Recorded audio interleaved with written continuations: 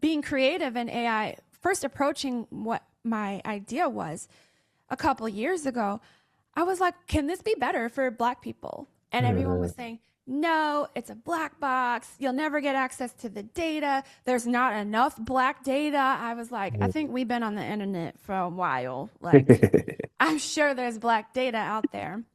And so I asked it, questions like this. What is a Black job? And this was the answer. And this is regular ChatGPT. I'd be throwing them under the bus left and right in all my keynotes, and they're my favorite tool. but this is something that it generated, saying that a Black job typically refers to under the table employment, illegal activities, unregistered businesses, or domestic work.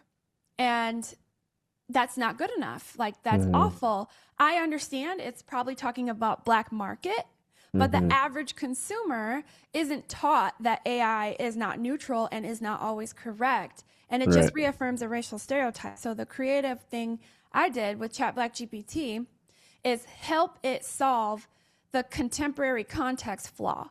That's the problem that we have as Black people when we search or prompt anything about us or our culture.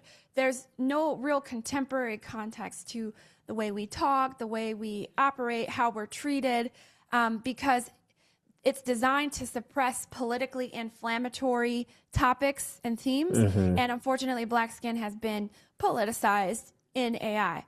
And so ChatBlackGPT will answer, Black job could refer to a few different concepts depending on the context, but if you're referring to it from a cultural or historical perspective, here's a couple potential interpretations. And so it brings up segregation, what was formerly called maybe a Negro job.